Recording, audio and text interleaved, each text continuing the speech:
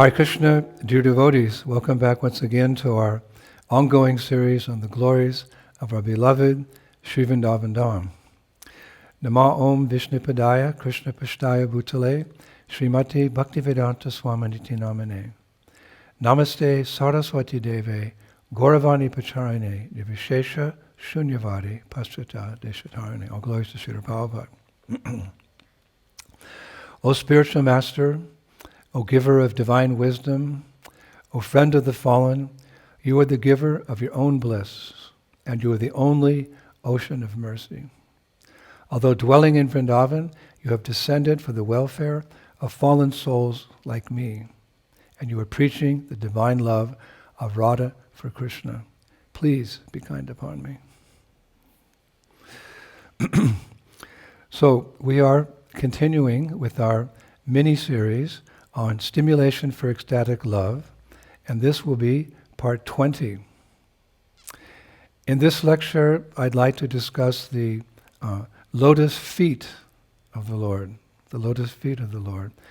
and how they act as stimuli for awakening our love for Him. I'd like to begin with a very beautiful verse glorifying Lord Krishna's lotus feet from the Grantharaj Srimad Bhagavatam 11.6.7. Herein the demigods are speaking. Our dear Lord, advanced mystic yogis, striving for liberation from the severe bondage of material work, meditate with great devotion upon your lotus feet within their hearts. Dedicating our intelligence, senses, vital air, mind, and power of speech to your lordship, we demigods bow down to your lotus feet. Such a nice verse. So in this verse, the devatas are praising Krishna in Dwarka. And the very first thing they do is to glorify his lotus feet. Now generally, if you want to flatter someone, you don't praise their feet. But Krishna's feet are not ordinary. As I often say, they're extraordinary. Everything about Krishna is extraordinary. Thus, throughout our scriptures, the glories of Krishna's feet, you could say their beauty, their fragrance, even their flavor, are glorified again and again by great devotees. In the third canto of Srimad Bhagavatam, it's described that when the four Kumaras met Lord Krishna at the gates of Vaikuntha, they had darshan of his lotus feet. And that darshan had an overwhelming effect on them. Chapter 15, verse 43 of the third canto says, and we'll quote here, when the breeze carrying the aroma of tulsi leaves from the toes of the lotus feet of the personality of Godhead entered the nostrils of those sages, they experienced a change both in body and in mind, even though they were attached to the impersonal Brahman understanding. So the Lord's lotus feet are special. I was thinking that so special that the goddess of fortune, Lakshmi Devi, spends much of her time massaging Krishna's lotus feet. In fact, those lotus feet are so full of nectar that even Krishna himself is fascinated with his own lotus feet. We've all seen that famous painting of baby Krishna floating on it's a banyan tree leaf, sucking his big toe. Now the acharyas, they comment on that. They explain that this is because Krishna is wondering what it is about his feet that makes them so attractive to his devotees. So those soft lotus feet are all attractive, like everything about Krishna. So soft that the Brajabasis, the people of Vrindavan, become very concerned. What will happen to Krishna when he walks barefoot through the Vrindavan forest and the small pebbles hurt his feet? And the gopis, Krishna's greatest lovers, are so much in anxiety that they worry when they place Krishna's lotus feet upon their chests, those chests may be too hard because Krishna's lotus feet are so soft. And why are Krishna's feet so often referred to as lotus feet? Well, again, because they're soft like lotus flowers, they're beautiful like lotus flowers, and they're a pink color. Many of them, lotuses are pink, so they're pink in color, as lotus feet, like lotus flowers. Even Krishna's toenails are compared to the petals of a lotus flower. In this regard, very famous verse coming up here, in this regard, Queen Kunti Devi says in Srimad Bhagavatam 1:8-22, Nama Pankaja Nabhaya, Nama Pankaja Maline, Nama Pankaja Netraya, Namaste Panka Jangraye.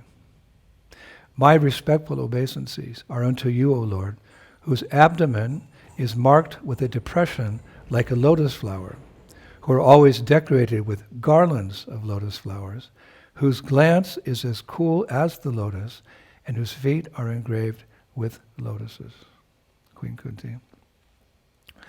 Now, I was thinking that a devotee might lament that those divine lotus feet are only available at the gates of Vaikuntha, because we heard the pastime there, summary of the pastime of the four Kumaras having darshan of the Lord's lotus feet at the gates of Vaikuntha. But no, in discussing the glories of Srimad Bhagavatam, our acharyas say that the first two cantos of Srimad Bhagavatam are compared to Krishna's lotus feet. So you could attain them in that way. Of course, another way we have access to the Lord's lotus feet is when we bow down to his deity form. By bowing down, those lotus feet come closer. By bowing down, we get darshan. We can see the deity's lotus feet. Thus, bowing down to the Lord is actually so important. Therefore, Krishna stresses in Bhagavad Gita, chapter 9, text 14, Satatam kirtayanto mam, yatantascha dvida vrataha, namasyantascha mam bhaktya nitya yukta upashate. Always chanting my glories, endeavoring with great determination, bowing down before me, these great souls perpetually worship me with devotion. This bowing down to the lotus feet of the Lord has been going on since time immemorial. I was reading the other night, Chaitanya Charitamrita describes that when a number of Brahmas, Lord Brahmas from different universes, entered Krishna's room in Dwarka, what was the first thing they did? They all offered him obeisances. They bowed down to his lotus feet. And when all their millions of crowns touched the ground, it created, it's described, a tumultuous crashing sound. Srimad Bhagavatam 3:21 confirms, quote, Lord Sri Krishna is the Lord of all kinds of threes and is independently supreme by achievement of all kinds of fortune. He is worshipped by the eternal maintainers of the creation, Lord Brahma, who offer him the paraphernalia of worshipping by touching their millions of helmets to his feet. Who offer him the paraphernalia of worship by touching their millions of helmets to his feet. Srimad Bhagavatam. Now we'll get into more of a Vrindavan mood here. Now besides the four Kumaras, there's another example of how the lotus feet of Krishna act as stimuli for a devotee to remember the Lord in a mood of pure devotion. And that example is Akrura. Akrura. When he was making the journey from Mathura to Vrindavan to bring Krishna and Balaram back to Mathura for the wrestling match. I found in Srimad Bhagavatam 10:38-17, Akrura says, Apyan Gurimule Patitasya Me Vibhu. When I have fallen at his feet, the Almighty Lord will place his lotus hand upon my head. For those who seek shelter in him, because they are greatly disturbed by the powerful serpent of time, that hand removes all fear. So therein, Akrura refers to the lotus hand of Krishna. I was reading the other day that the lotus flower found in Vrindavan's Manasharovara lake, it's called Shogandika, or the white water lotus. That lotus has a particularly fragrant scent. And Shastras say that Lord Krishna's lotus hand acquired the fragrance of that particular flower. How so? By coming in contact with the beautiful faces of the gopis. And touch their faces. That's so beautiful. So this happened actually during a Rasa Leela dance, and which is described in the 33rd chapter of the 10th canto of Srimad Bhagavatam. Now, knowing the potency of Krishna's lotus-like hand, Akrura was hankering for the Lord to put his hand on his head. This is how he was thinking. So Krishna conscious on the way to Vrindavan.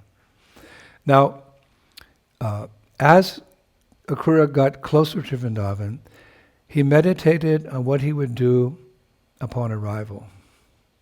He was thinking as follows, because I studied that chapter for this class.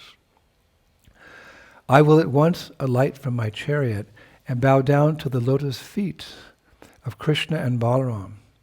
Their feet are meditated upon by great mystic yogis, striving for self-realization. I will also offer obeisances to the Lord's cowherd boyfriends and to all the residents of Vrindavan. Hare Krishna. So the Bhagavatam says at that point that Akrura was confident that Krishna would know his heart.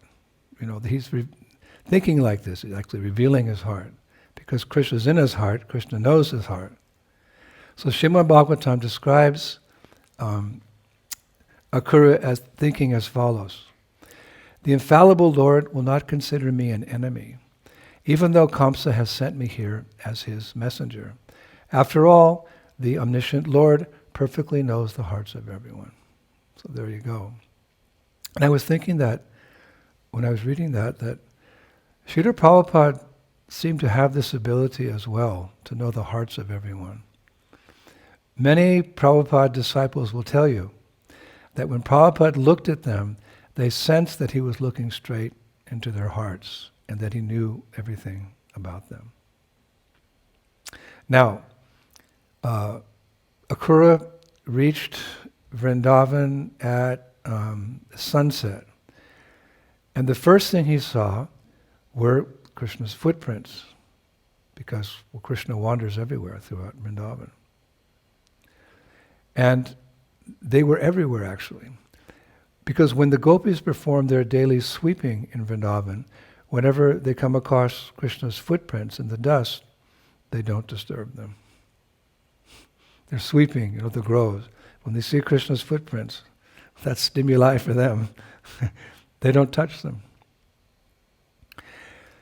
In the purport to Srimad Bhagavatam 10, 16, 18, we learn that even the animals in Vrindavan honor Krishna's footprints.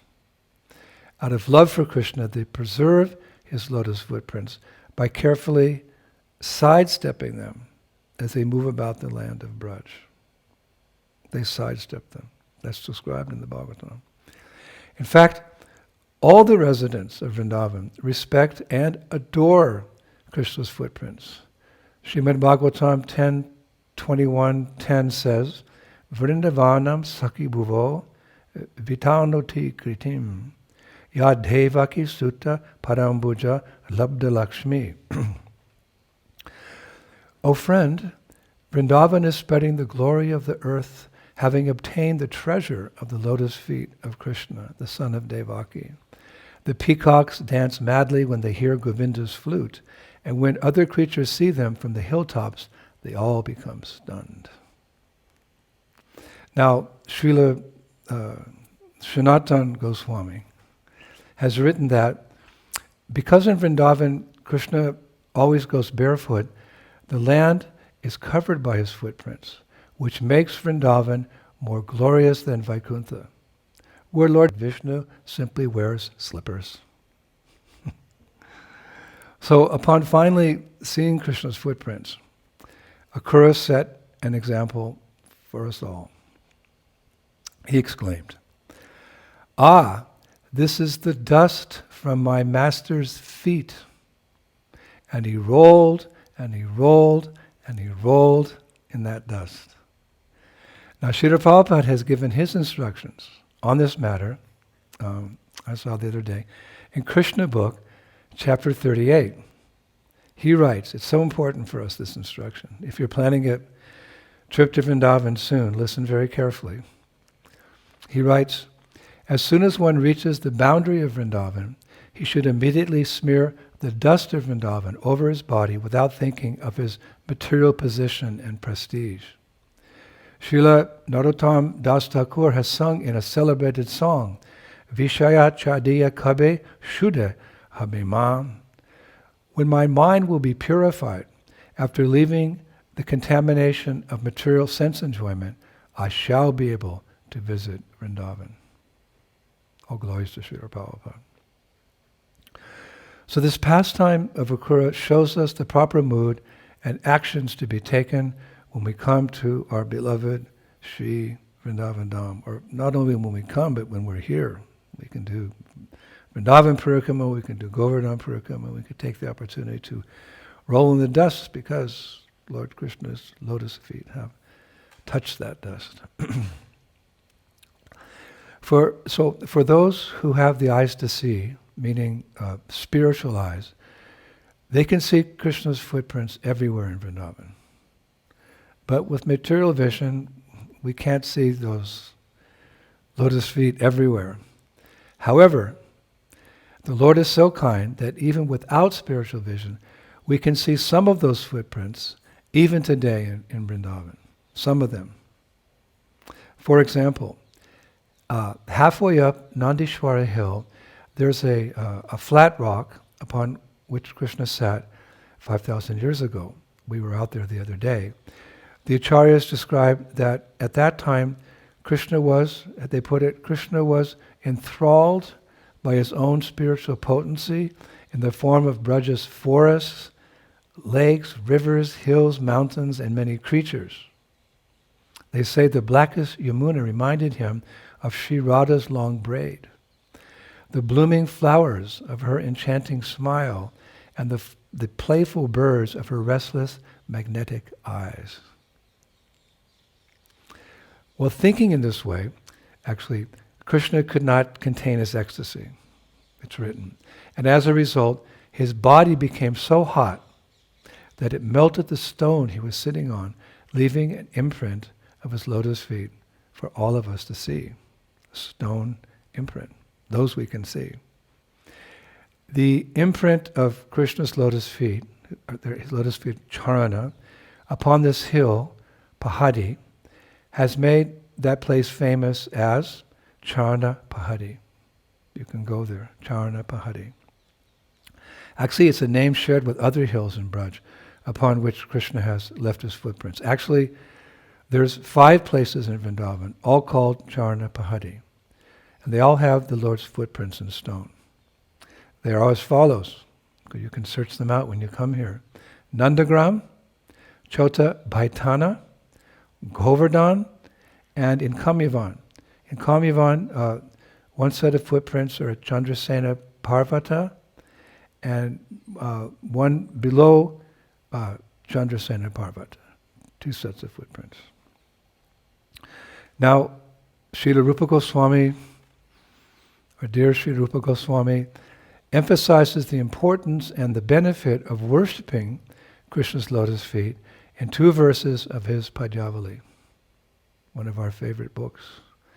He writes, O Madhusudan, a wise person nullifies any sins he may have done by serving your lotus feet within his heart. But one who rejects your service gets sinful reactions, even though he may not have done any sinful deed. Not by wearing saffron cloth, nor by restricting food and other sense activities, nor by living in the forest, nor by discussing philosophy, nor by observing a vow of silence, but only by even the slightest beginning of devotional service to the lotus feet of Lord Govinda, who enjoys pastimes on Jamuna's wide banks, can one curtail lust, the influence of Cupid, Kamadev. Wow. By worshipping the lotus feet of Lord Govinda, one can curtail lust. Thank you, Sri Rupa Goswami. Now, one who is extremely fortunate may come across both Radha and Krishna's footprints at Ratnavedi. Ratnavedi means the jeweled altar, which is actually the small bridge that divides Radhakund and Shyamakund.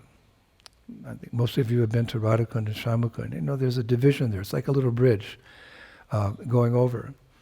It's called the Sangam. It's the meeting place of Radhakund and Shyamakund. And on either side are the groves of Chitragopi and Shananda Gopa. Just for your information. Next time you walk across that bridge. On one side is the grove of Chitragopi, and the other side is the grove of Sananda Gopa.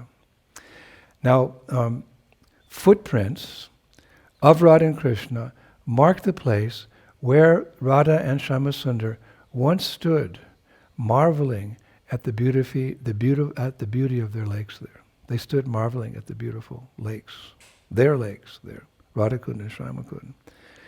Now, in Krishna Bhavanamrita, 1421, we hear Krishna say to Sri Radha, at that spot, as they were standing there, he said to her, "My beloved, in many ways, the beauty of your lake reminds me of your own magnificence. The blooming lotus flowers are like the ever-blooming lotus of your face.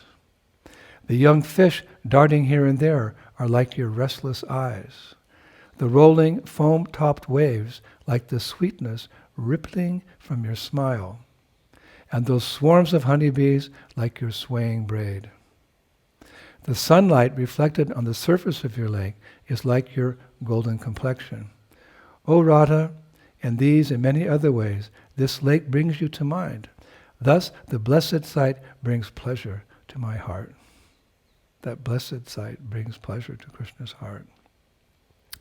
So where these footprints are today is where Krishna held Radha's hand when he spoke those lovely words.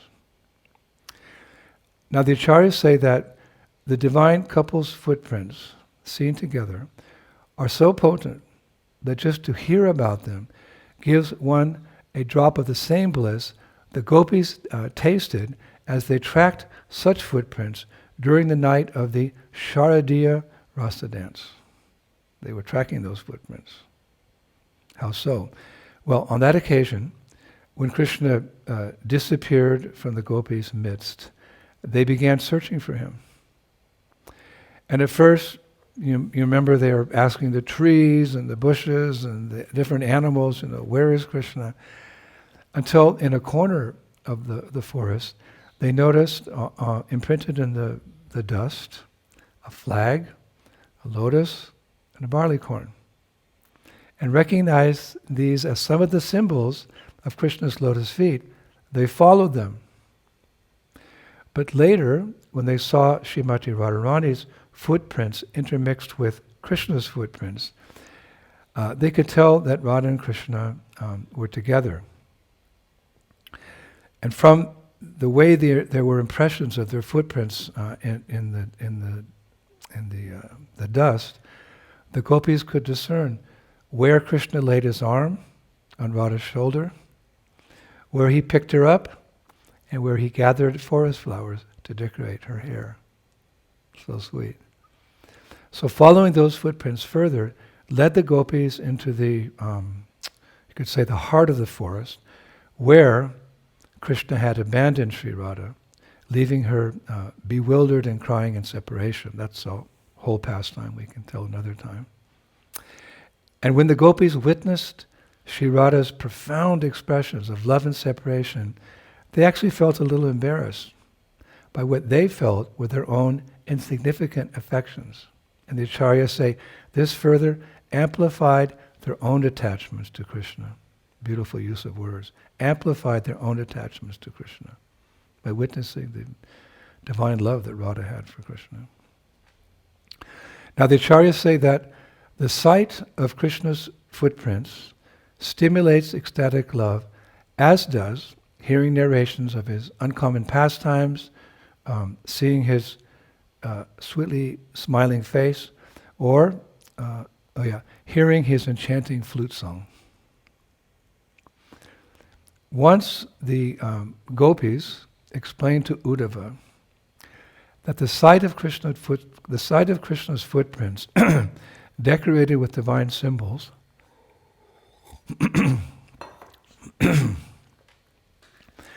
guarantees pure devotees the ability to always remain absorbed in thoughts of him. In Srimad Bhagavatam 10:47-50, we hear that after receiving letters from Krishna in Mathura, the gopis said to Uddhava, Puna puna smarayanti nanda gopa shutam bata shri nike tais tat padar kahir vishmartum naiva shaknumo. Quote, all these remind us constantly of Nanda Maharaj's son. Indeed, because we see Krishna's footprints, which are marked with divine symbols, we can never forget him. Now, those symbols or those marks on the soles of the divine couple's lotus feet are very unique. It is said that devotees meditate on them in the same way that they meditate on Radha and Krishna's garments, ornaments, or limbs. The marks on Radha and Krishna's lotus feet are actually mercifully described by Srila Vishwanath Chakravarti Thakur in his book, Sri Rupa Chintamani. Therein he writes that Krishna's feet are decorated with 19 wonderful symbols. On his left foot is a fish, a half moon, a triangle, 4 water pots, a calf's hoof print, Cupid's bow, 2 concentric circles, and a conch shell. And on his right foot are 11 marks, an octagon, 4 swastikas, 4 rose apples, a thunderbolt, a banner, an elephant goad, a lotus, a vertical line, an umbrella, a disc, and a barley corn. Hare Krishna. Srimati Radharani has 19 symbols on her feet. On her left foot is a half moon, a creeper, a bracelet, a flower, a flag, an elephant goad, a lotus flower, a vertical line, an umbrella, a disc, and a barley corn. On her right foot is a fish, a spear, a chariot, a club, an earring, a sacrificial altar, a mountain, and a conch shell. Now the symbols on Sri Radha's feet, like those of Krishna, they form attractive patterns, actually. So these marks allow Radha and Krishna and their companions to distinguish the divine couple's footprints from others on the paths of Braja, helping the gopis to find them, the divine couple, wherever they are. Actually, once a small group of gopis were on their way to the Jamuna, when they saw the impressions of an elephant goad, flag, and a thunderbolt in the sand, and they at once knew that Krishna was nearby. Another time, I was reading, the Brajabasis could tell by the presence of terrible omens that Krishna must be in danger somewhere, so they followed his footprints to the Jamuna and found him struggling in Kaliya's coils. They were able to find out where he was by his footprints. Now, of course, Srimati Radharani's footprints are no less potent than Krishna's, because, as Krishna himself admits, the pleasure she tastes while in his company is 10 million times greater than his own. There's a beautiful verse like that. Nitya premasvada mora hayaye halada tata hate koti guna radha pramasvada. This is from Chaitanya Charitamrita. Whatever pleasure I get from tasting my love for Srimati Radharani, she tastes 10 million times more than me by her love. She tastes 10 million times more than me by her love. So it's confirmed. So Prabhus, these are just a few of the many pastimes where Krishna's lotus feet play an important role in stimulating his devotees' love for him and his divine consort, Srimati Radharani. So today I would like to conclude with Srila Prabhupada's very beautiful words from a purport he gives in Srimad Bhagavatam 1:11-26, very pertinent. Quote, "The pure devotees are always hankering after the lotus feet of the Lord, which have a kind of honey that is transcendently relished by the devotees. They are like the bees, who are always after the honey. Sri Rupa Goswami, the great devotee acharya of the Gaudiya Vaishnava Sampradaya, has sung a song about this lotus honey, comparing himself to the bee. O my Lord Krishna, I beg to offer my prayers unto you. My mind is like the bee, and it is after some honey. Therefore, kindly give my bee-like mind a place at your lotus feet, which are the resources for all transcendental honey.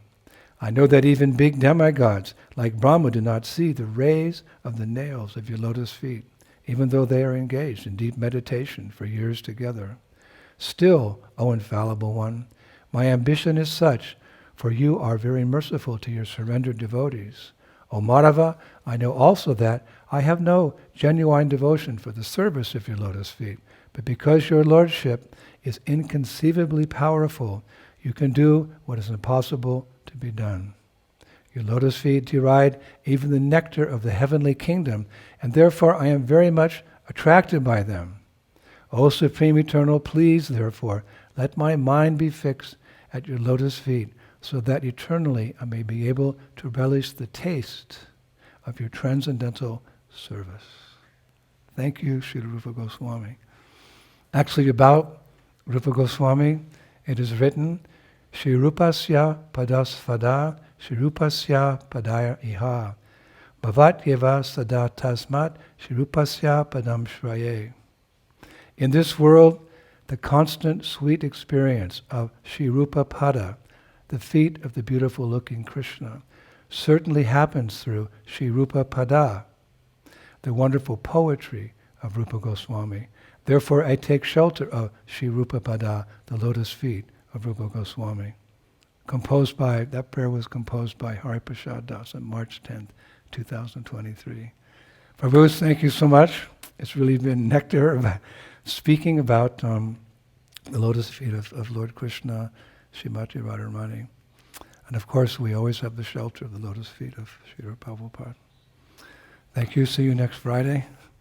Shri Shri Gaur Nitai ki, Shri Shri Krishna Balaram ki, Shri Shri Radha Shama Sundar ki, Vrindavaneshwari Srimati Radharani ki, Mayapur Dham ki, Shri Shri Gaur Nitai ki, Shri Krishna Sankirtan ki, back home, back to Godhead ki, Nitai Gaur Premanandi, Jai Jai Sri Sri Radhe.